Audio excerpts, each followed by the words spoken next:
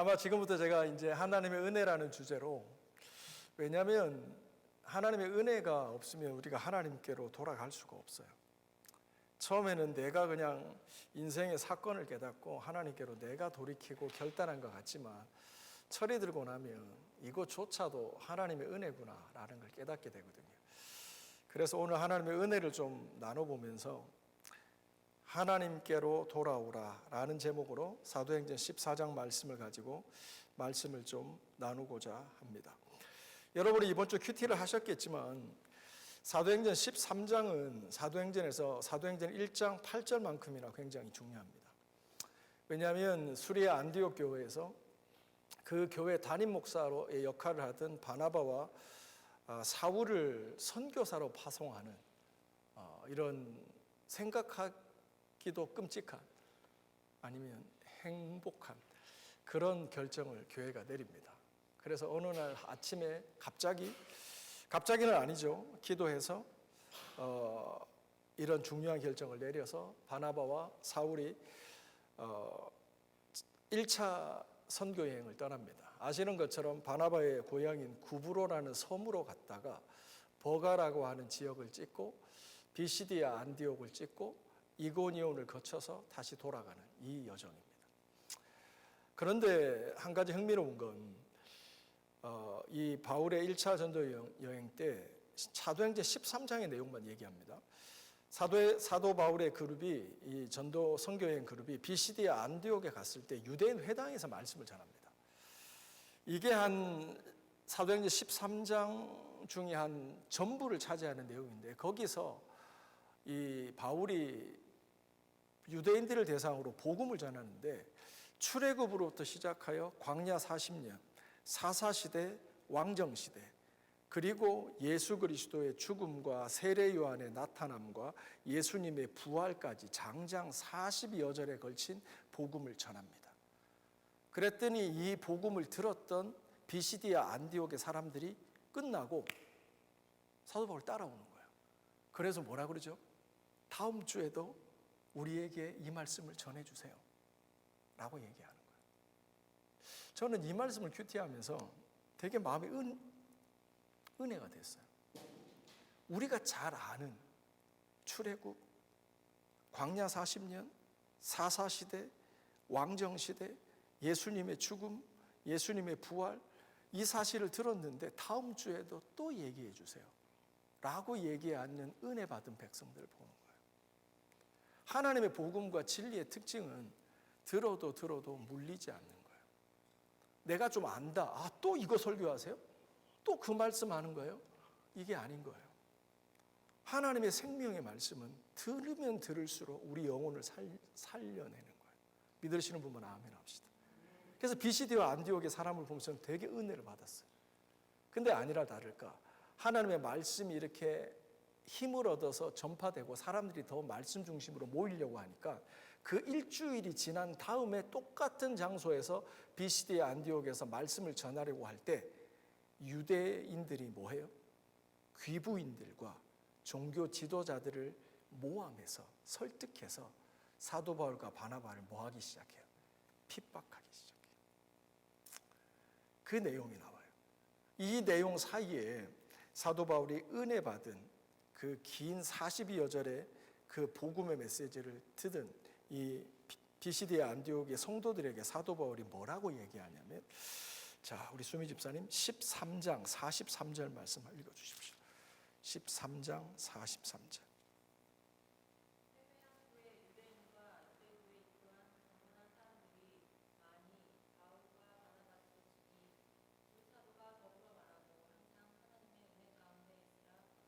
아멘. 같이 따라합니다. 항상 하나님의 은혜 가운데 있으라.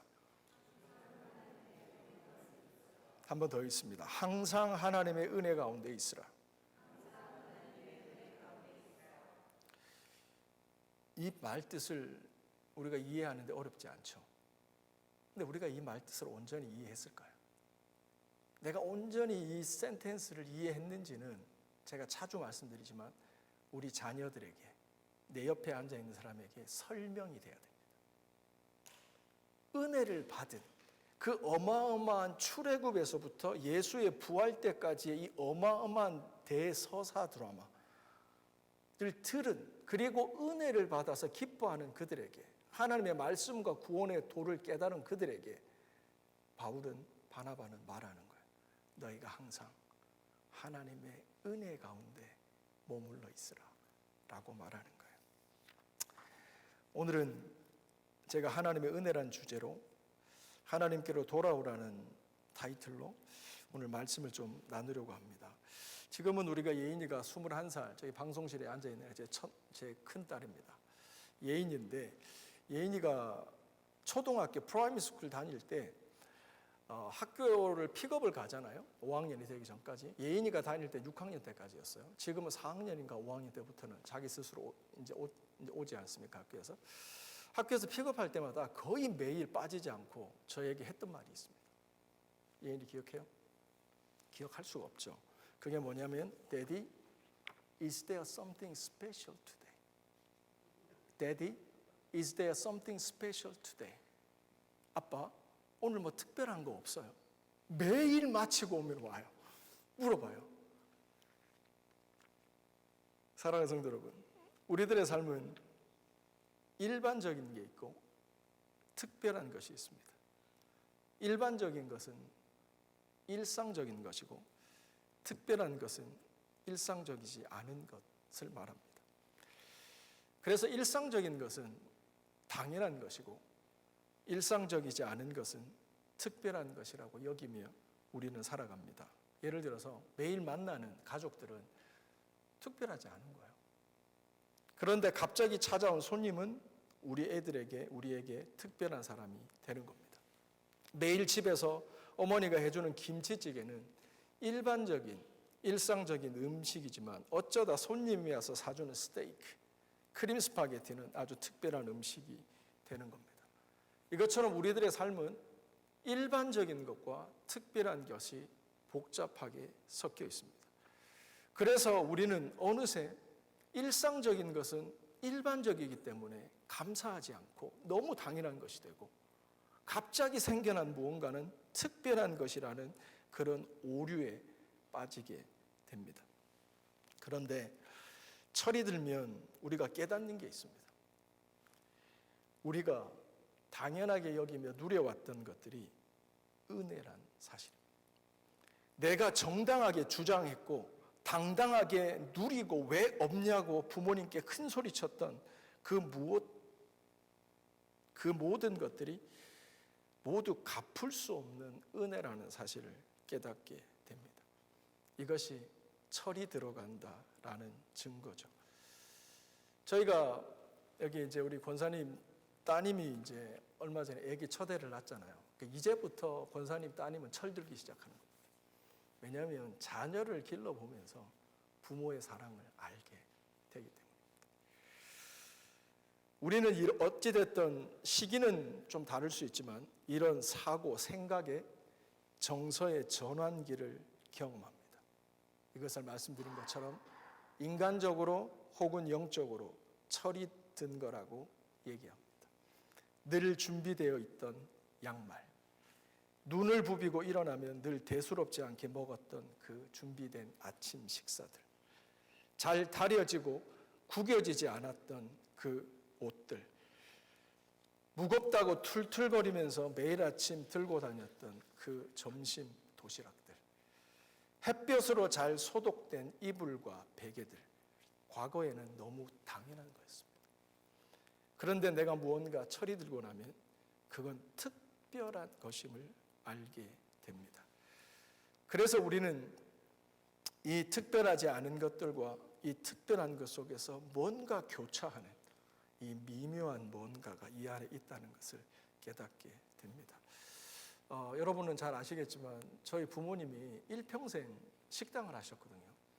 제 기억이 틀리지 않다면 저희 부모님은 늘 신앙생활 안 하시는 분인데 새벽 4시 고기가 들어올 때는 무슨 고기인지는 상상에 맡기겠습니다.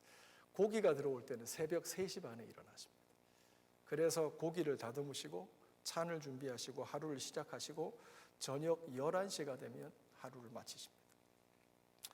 그 부모님이 아침 일찍 일하러 가는 게 늘 어린 자녀들에게 죄송했는지 그 머리맡에 늘 알루미늄 은박지에 쌓여진 빵과 우유를 저희 자식들 머리에 놓고 가셨어요. 자, 여기서 돌발 질문. 장사모님, 남편이 제일 좋아하는 빵이 무슨 빵이죠? 오, 맞췄습니다. 이거 제가 대답 못할 거라고 확신을 했는데, 왜냐하면 제가 어릴 때 우리 하경이 나이 때 부모님이 늘 식당에 일하러 가시면서 자고 있는 애들을 아침을 차려주는 게 시간이 없으셨고 미안해서 늘 알루미늄 빵 종이에다가 카스테라를 싸서 머리에 놔두고 우유를 옆에 놔두고 가셨어요. 그래서 자다가 이제 좀 잠 깨면 습관적으로 머리 위를 만지는 거예요. 그러다가 빵이 손에 잡히면, 우유가 손에 잡히면 혼자씩 웃고 다시 자는 거예요. 이게 저의 무의식 속에 남아있는 부모님의 사랑이에요. 그러다가 한 번은 부모님이 진짜 바빴겠죠, 제 집사님. 못 놔두고 간 거예요. 빵을 못 놔두고, 아니 빵은 놔두고 갔는데 우유를 못 놔두고 간 거예요. 그럼 저녁에 돌아오시면 어떻게 했을까요? 나이스하게 부모님, 어떻게 바쁘신데 그렇게 우유는 잊어버리고 가셨나요? 라가 아니죠. 우유는 어디 있어, 엄마? 빵이 없어서 내가 빵을 못 먹었잖아, 엄마. 이딴 식의 반응을 보였던 철없는 모습이 기억나는 겁니다.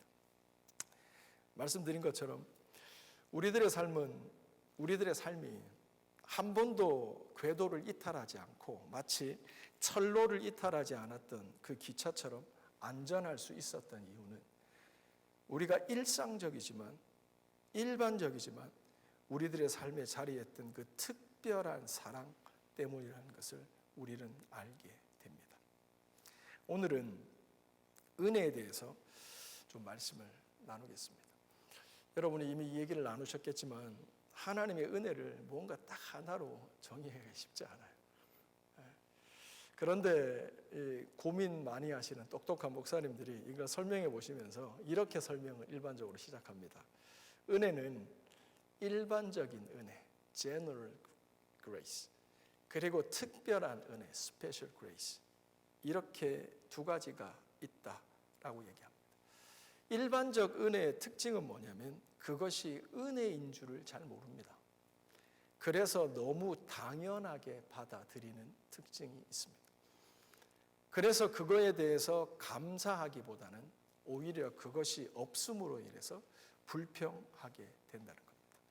그런데 이 일반적 은혜의 특징은 언제 이 은혜가 소중했냐고 깨닫게 되냐면 그것이 내 삶에 박탈되었을 때, 무언가에 의해서 누군가에 의해서 일반적인 은혜가 중지되었을 때 비로소 늦게 이 일반적인 은혜의 소중함을 깨닫게 된다는 거죠.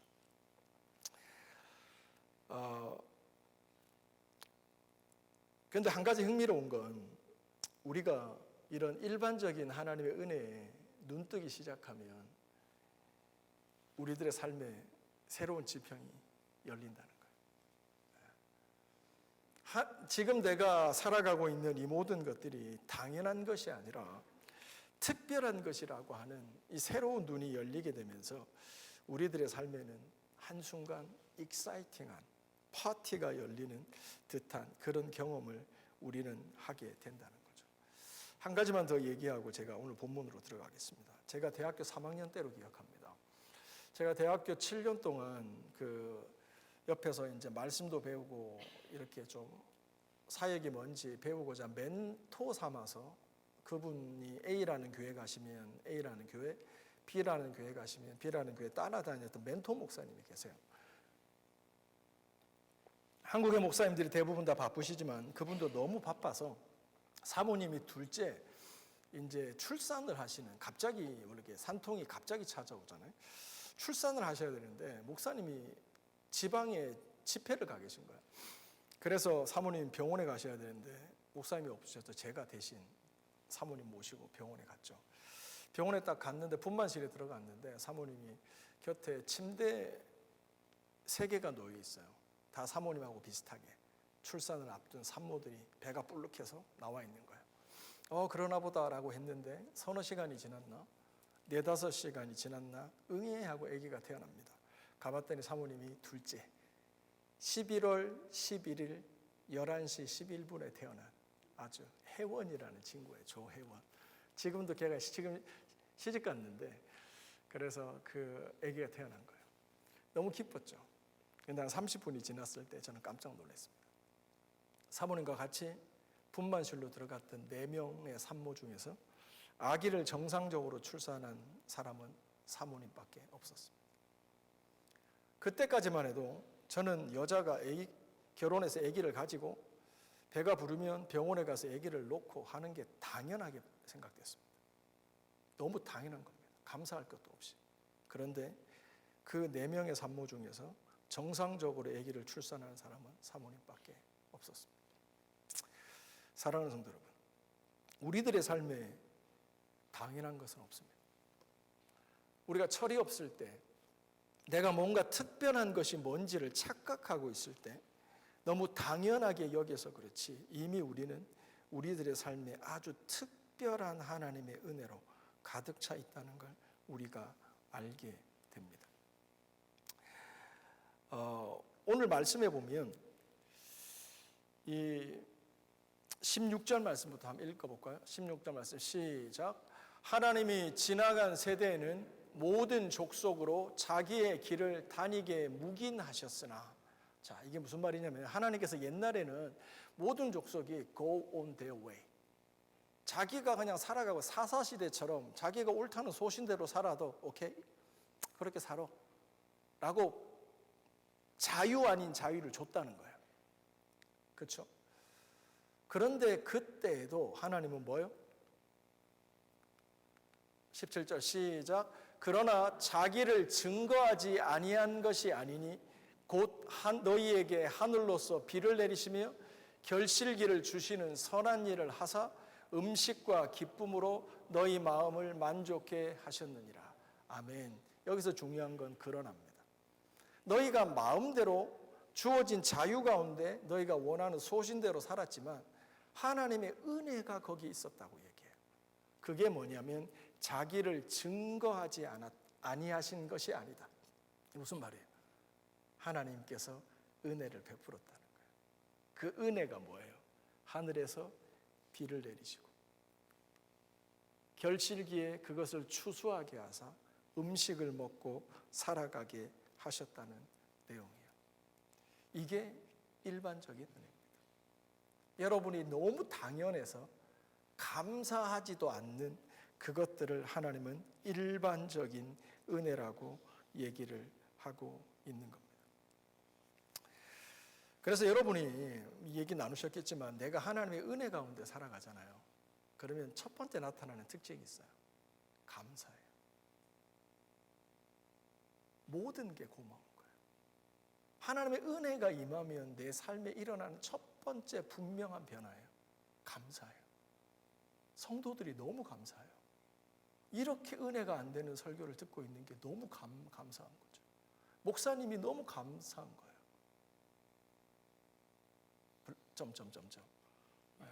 내 남편이 너무 고마운 거예요. 하나님의 은혜를 받고 보니. 내 아내가 너무 감사한 거예요. 은혜를 받고 보니. 그런데 오늘 아침에 눈 떴는데 이 인간은 왜 또 눈 떴지? 쟤들은 왜 이렇게 주구장창 말도 안 듣고 이렇게 내 속을 썩이는 거지? 원망과 불평이 오는 거예요. 이유는 다른 게 아니에요. 내가 특별히 나빠서, 저 사람이 특별히 틀려서도 아니에요. 우리가 은혜가 필요한 거예요. 우리의 상태가, 원래 우리의 상태가 좋지 않아요. 그래서 선한 말이 안 나와요. 우리는 원래 이기적이고 불순종하는 사람이에요. 거역하는 사람들이에요. 룰을 지키기보다 룰을 브레이크하는 게 우리들의 본능인 거예요. 근데 하나님의 은혜가 임하죠.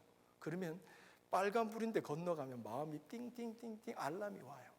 불편한 거예요. 은혜가 와서 그런 거예요. 하나님의 은혜는요, 하나님의 법을 지키게 하고 하나님의 말씀대로 살게 하고 하나님께서 우리 안에 주시는 것들을 사모하며 나가게 하는 거예요. 우리 중고등부, 우리 예쁜 하원이, 그 옆에 앉아있는 더 예쁜 우리 친구, 내가 이름은 여러 번 들었는데, 그렇죠? 그리고 우리 사랑하는 예영이, 예빈이 중고등부, 청년부, 우리 집사님들, 우리 삶에 당연한 건 없습니다. 은혜의 관점으로 바라보면 모든 것이 감사할 뿐입니다. 당연한 게 없습니다. 이게 하나님의 은혜라는 거예요. 여러분, 요즘 지난주 뉴스를 보니까 한 일주일, 2주일 영국은 살만했는데 영국을 제외한 다른 유럽은 뭐 엄청 더웠나 봐요. 11,000명이 죽었더라고요. 이렇게 뜨거운 맛을 보고 나면 뭔가 시원한 게 블레싱이라는 걸 알게 되는 거예요. 뭔가 추위를 심하게 겪고 나면 따뜻한 게 은혜였다는 거. 뭔가 우리가 설명하기 어려운 섭리와 보호가 우리들의 삶을 일정하게 유지해 왔다는 것이 은혜고 감사하다는 걸 알게 되는 거예요. 모형제, 하나님의 은혜입니다. 지금 내가 직장에서 엄청 스트레스를 받고 지금 내 앞길도 안 보이는 것 같지만 내가 여기서 이렇게 살아가는 게 은혜라는 거예요. 내가 그만둬 말아야 돼? 라는 그 고민을 아침 저녁으로 12번을 더 하더라도 우리가 잊어버리지 말아야 될 게 지금 내가 여기 있는 것, 하나님의 은혜라는 거예요. 그리고 나면 우리 안에 숨통이 열려요. 숨통이 열린다는 건 하나님의 말씀이 들리기 시작하는 거예요. 그래서 우리가 일반적 은혜를 알아야 돼요. 모든 것에 감사하는 게 돼야 된다 이 말이에요. 그런데 여러분, 이 은혜는 예수 그리스도가 없어도 조금 착한 사람들, 정신이 정상적인 사람들은 이걸 알아요. 비에도 감사하고요, 눈에도 감사하고, 있는 거에도 감사하고, 없는 거에도 감사하고, 자식이 말을 잘 들어도 감사하고, 저거 철없어서 속 썩여도 감사하는 불신자들 많아요. 이거는 예수 그리스도와 상관이 없어요. 특별한 은혜가 있는 거예요.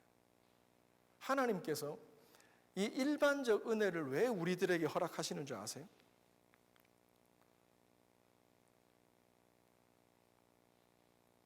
이 일반적 은혜를 왜 허락하냐면, 여러분이 아시는 것처럼 앞에 내용을 보면 그 비시디아 안디옥에 갔을 때 이 하나님의 말씀을 전하고 이고니온이라는 곳으로 옮겼을 때 갔는데 안진뱅이가 있는 거예요. 그 사람이 우리가 앞에서 쭉 봤던 40여 절의 긴 복음을 또 들었어요. 말씀만 볼까요? 13장. 이 안진뱅이 내용이 어디 나오냐면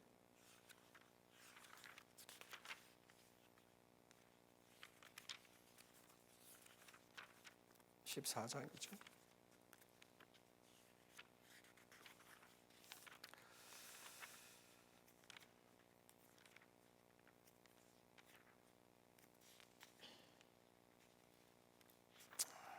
좋습니다.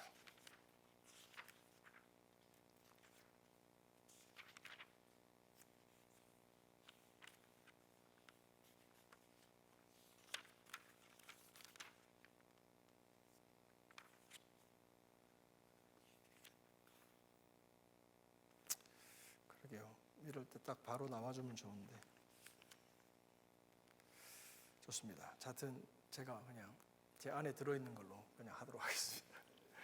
안진뱅이 일으키기 전에 그 위에 간단하게 한 줄이 나중에 찾아보세요. 13장인가 14장에 보면 가서 복음을 전하더라 라는 심플한 말이 나와요.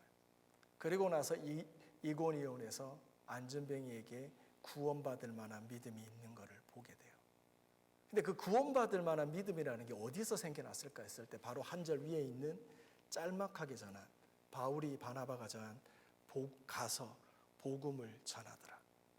그 앞에 나와 있는 말씀을 들었을 때 이 일반적인 은혜를 깨닫고 이 특별한 하나님의 은혜, 십자가에 죽으시고 부활하신 그 예수 그리스도에 대한 얘기를 들으면서 나도 부활하신 주님을 만나면 내 질병에서 치유받을 수 있겠구나. 한 번도 일어나 보지 않은 이 안진뱅이가 일어날 수 있겠구나. 이제는 썩어서 문드러진 내 인생이 이제는 썩어질 것이 아니라 영원한 걸로 부활하신 그리스도로 만나면 변화될 수 있겠구나 라고 하는 믿음이 생겨났을 거라는 거예요. 그래서 그걸 사도 바울이 정확하게 본 거예요. 그러면서 얘기하는 거예요. 일어나라. 하나님께서요, 우리에게 이렇게 일반적인 은혜를 주시는 이유는 하나밖에 없어요.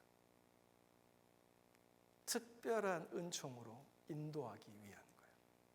자, 여기 보시죠. 15절 말씀 같이 읽습니다. 시작. 가로되 여러분들이여 어찌하여 이런 일을 하느냐. 우리도 너희와 같은 성정을 가진 사람이라.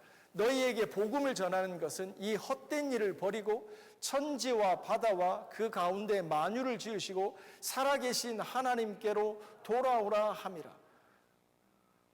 이 안전뱅이를 일으키니까 신이다, 제우스다, 허메스다 이러면서 우상 숭배하려고 이 사람들 신이라고 받으려고 하잖아요.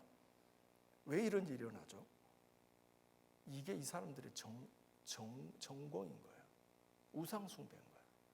뭔가 좀 힘이 있으면, 뭔가 좀 신비로우면 일단 섬기고 보는 거예요. 뭔가 좀 파워가 있으면 예배하고 보는 거예요.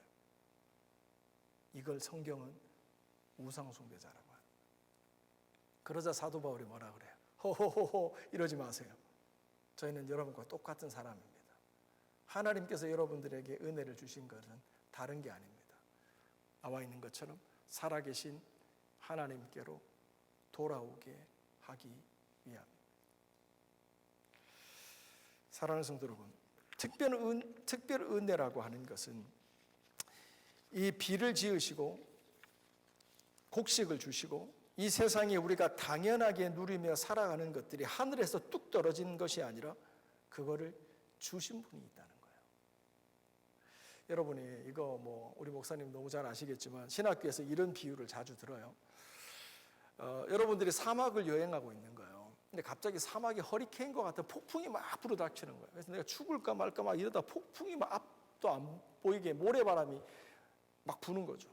그러다가 한 5분 지났을까요? 모래바람이 조용해졌어요. 그랬더니 저 앞에 뭐가 있는 거예요? 아이폰이 있는 거예요. 삼성 갤럭시 폰이 있는 거예요. 우리는 생각해요. 야, 모래바람이 요새는 별걸 다 만드네. 바보는 그렇게 생각 안 하죠. 그 아이폰을 보면서 우리는 저건 누군가가 떨어뜨려 놨구나. 저 전화기는 애플이 만든 거지 라고 하는 제조 컴퍼니가 있는 것을 알게 되는 거예요. 우리는. 하나님께서 우리 가운데 일반적 은혜를 주시는 이유는요, 특별 계시로 예수 그리스도로 하나님께로 우리를 인도하기 위한 거예요. 그게 뭐냐면 내가 누리는 은혜들, 비와 달과 해와 건강과 물질과 인생 모든 것들을 하나님께서 만드셨다는 걸로 인도해 가시는 거예요. 그래서 모든 일반적인 은혜는 특별 은혜로 우리를 안내하고 있는 거예요. 그게 예수 그리스도 하나님이신 거예요. 믿으시는 분만 아멘 합시다. 여러분이 사실 이 심플한 내용을 들으면서 우리가 한 가지 이제 제가 설교를 마무리하겠습니다. 여기 보면 9절 말씀에 어떻게 되어 있죠? 한번 같이 읽어볼까요? 시작.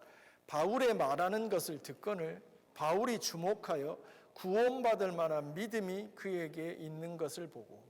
구원받을 만한 믿음. 저를 포함해서 사랑하는 예배자들 여러분, 여러분에게 믿음이 있으신가요? 히브리서 말씀에 보면 믿음은 모든 바라는 것들의 실상이라고 합니다. 이해하는데 어려움 없으시죠? 네, 말씀드렸죠. 설명해 보세요. 이게 무슨 말이에요? 믿음은 바라는 것들의 실상이래요. 여기서 실상이라는 말의 뜻은 테이블이라는 거예요. 믿음은 테이블과 같은 거예요. 하나님께서 우리들의 삶에 무언가를 행하실 때 테이블이 있어야 얹어놓는 거예요. 테이블이 없는 거예요. 그래서 뭔가 바라고 생각하고 기도하는데 하나님이 정작 주실 때 이게 랜딩 포인트가 없어요. 플랫폼이 없어요. 그건 내 삶에 실제로 일어난 적이 한 번도 없는 거예요. 그건 다른 문제가 아니에요. 믿음의 문제인 거예요. 실제적인 하나님에게 깔아놓을 그 테이블이 없는 거예요. 이 안진뱅이는 우리가 이미 13장에서 살펴봤던 그 출애굽과 광야와 사사시대와 예수의 부활까지의 복음을 들으면서 그는 그 마음속에 테이블이 생긴 거예요. 믿음이 생긴 거예요. 그거를 사도 바울은 봤던 거예요.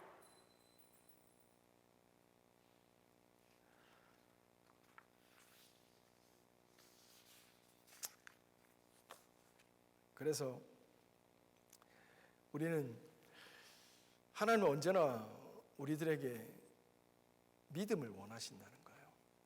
근데 믿음은 첫 번째 하나님의 은혜를 인식해야 돼요. 당연한 건 없습니다.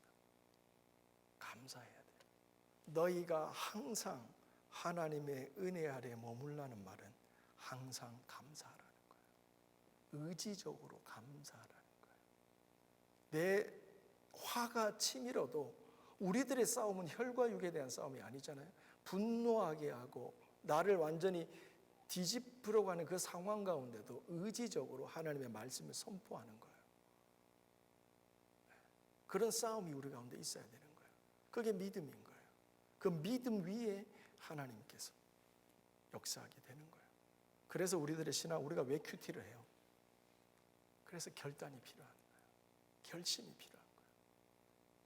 우리들의 신앙은 끝없는 결심과 결단이에요. 그것이 이루어지지 않고 실천이 되지 않아도 내 생각과 마음과 의지를 전체적으로 하나님 앞에 나를 맡기는 이 영적 전쟁을 해야 된다는 거예요. 정말 말씀으로 충만해요. 찬양에서 은혜도 내가 감정적으로 너무 좋아요. 근데 내 인생에 결단은 없어. 결심은 없어. 이거 온전한 게 아니에요. 마치 다리 하나가 없는 그 삐걱거리는 책상과 같은 거예요. 물건을 얹어 놓을 수가 없는 거예요. 하나님의 역사와 기적을 체험할 수 있는 역사가 없다는 거죠. 이제 말씀을 정리하겠습니다. 오늘 말씀에 보면 지난 시대에는 사람들이 어떻게 살았는지 묵인하셨다라고 얘기했습니다. 하나님께서는 우리들의 과거를 묻지 않으십니다. 얼마나 네가 실수했는가, 네가 어떤 전과가 있는지 그렇게 관심이 없습니다. 과거에 우리가 어떤 삶의 방식으로 살았는지 그분은 우리에게 문제시하지 않습니다. 보라 지금은 은혜 받을 만한 때요. 보라 지금은 구원의 날이라. 그분은 항상 here and now. 오늘 말씀을 듣는 이 시간에 주목하십니다. 하나님의 은혜가 없으면 우리는 아무것도 아닙니다. 감사도 은혜가 있어야 하는 것이고 당연히 여기는 게 아니라 특별한 것이 계속 이어지는 삶의 그 익사이팅한 파티도 하나님의 은혜로 말미암아 계속 되어질 수 있다는 겁니다. 사랑하는 성도 여러분, 중요한 건 과거가 아닙니다. 뒤를 돌아보지 마십시오. 오직 오늘이라고 하는데 하나님의 은혜를 더 구하는 저와 여러분이 되시기 바랍니다. 이제 내일부터 시작되는 한 주 동안 저녁 9시에 월요일부터 토요일까지 하나님 앞에 특별한 기도의 시간을 줌 기도실에 모여서 가지려고 합니다. 저녁 9시고요. 6일 동안 합니다. 제목은 부르심의 목적이라는 제목입니다. 하나님께서 우리를 이 디아스포라로 열방교회에 불러주셔서 한 공동체가 됐는데 그 깊은 의미를 저희가 생각해보고 기도하는 시간을 가지려고 합니다. 하나님의 은혜를 저희가 같이 구했으면 좋겠습니다. 두 번째입니다. 이제는 우리가 일반적 은혜가 무엇인지 알았으면 이제는 우리는 달라져야 됩니다. 감사하십시오. 당연한 것은 없습니다. 모든 것에 항상 감사하기를 하나님께서 원하고 계십니다. 지속적으로 감사에 힘쓰시는 저와 여러분 되시기 바랍니다. 특별히 하나님께서 이렇게 일반적인 은혜를 주신 이유, 그것은 특별한 은혜, 우리를 위해서 죽으신 예수 그리스도, 그리고 그분은 무덤에 머물러 있는 것이 아니라 살아나서 우리 안에 살아서 역사하시는 그 부활의 능력으로 우리 안에 오셔서 내가 이걸 할 수 있을까? 없을까? 내가 견딜 수 있을까? 없을까? 라는 것에 포커스하는 것이 아니라 오직 about Him, 내게 능력 주시는 자 안에서 그분께 포커싱하는 겁니다. 과거도 아니고 현재고요. 나도 아니고 그분입니다. 하나님의 은혜는, 이 부활하신 주님은 그 능력 안으로 우리를 이끌고 계십니다. 오늘 한마디로 이 모든 메시지를 이렇게 정리합니다. 하나님께로 돌아갑시다.